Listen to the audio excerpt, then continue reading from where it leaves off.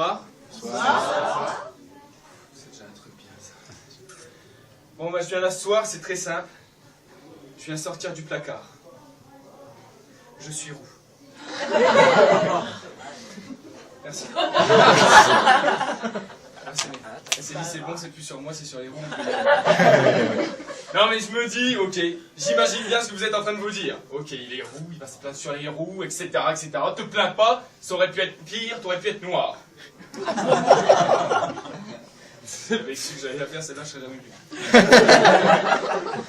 Je suis d'accord avec vous. Sauf qu'il y a une différence entre les noirs et les roux. Moi, quand je sors en été, coup de soleil. Tu connais? Coup de soleil surtout.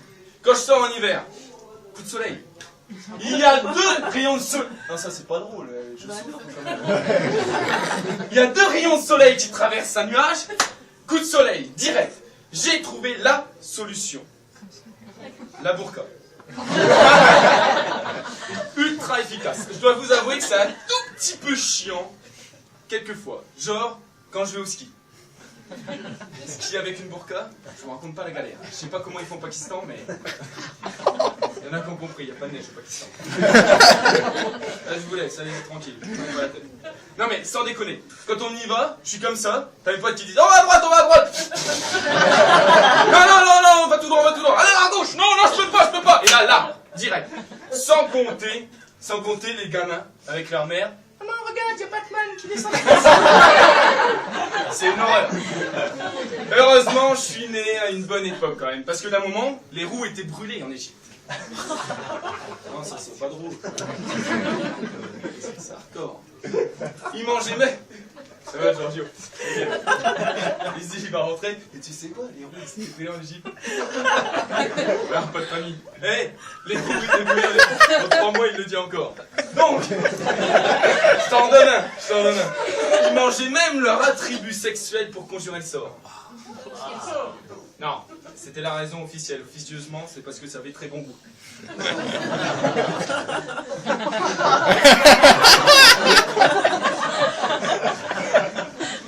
Mais même à mon époque, sans déconner, même à mon époque, il y a des choses que je ne comprenais pas. À l'école, j'étais dans un petit village, donc j'étais la seule minorité. Pas de noirs, pas d'arabes, pas de gros, rien. Il y avait un roux, c'était moi. Eh bien, à chaque fois, j'étais tout seul dans mon équipe. Ben, je peux vous dire que c'était pénible quand on jouait à la balle aux prisonniers avec des cailloux, ou quand on jouait au loup.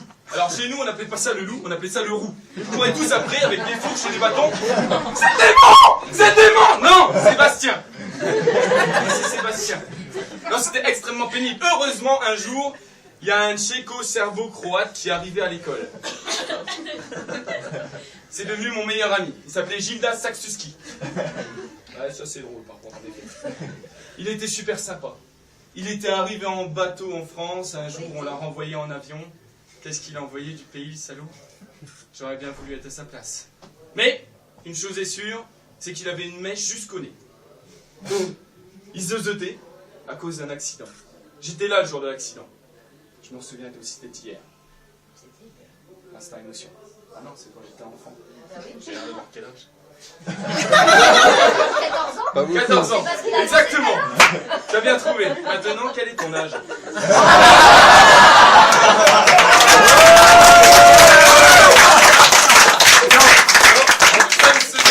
Ça ne se demande pas. L'âge d'une cougar? Ah, mais moi j'aurais jamais dit que t'étais une cougar, tu sais.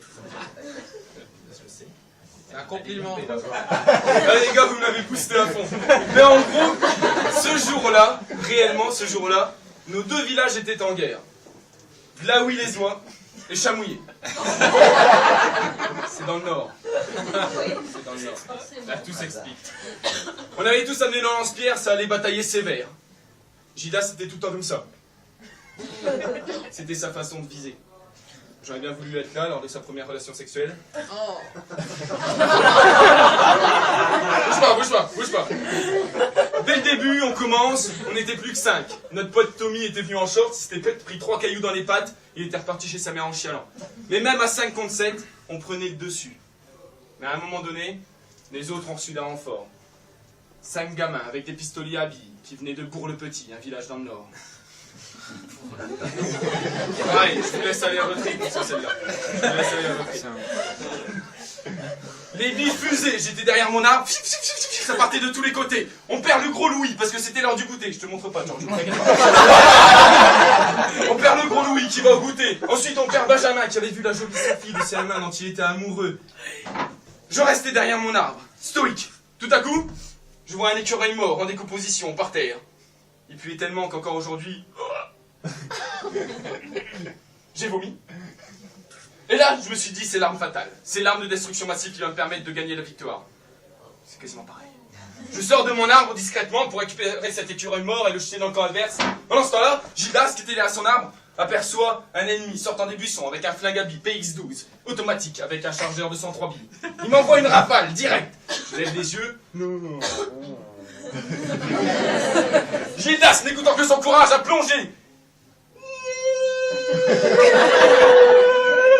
Il s'est tout pris dans la bouche. Je le revois tomber comme une merde en bavant. Gildas.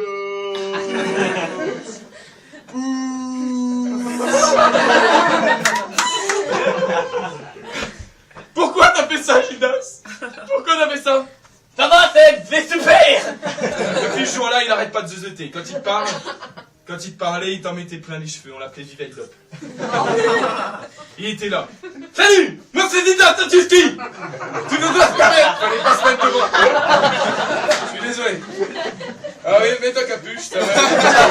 Il y a la fin de la phrase que je dois dire, puis j'aimerais bien la dire. Hein, c'est... Donne bien doué! Hein? Un super Mario Bros! Et là, même quand il était derrière toi, t'avais un shampoing gratuit. En fait. Mais moi ça me dérangeait pas, il pouvait me cracher dessus. J'étais amoureux de ma professeure de l'époque, Madame Pietremont. Et je crois qu'elle m'aimait bien aussi. Pas parce que j'étais roux, ou peut-être, je sais pas. Que le fait que je sois roux ne m'a jamais... Non, ne te suce pas. Ah ouais, je sais.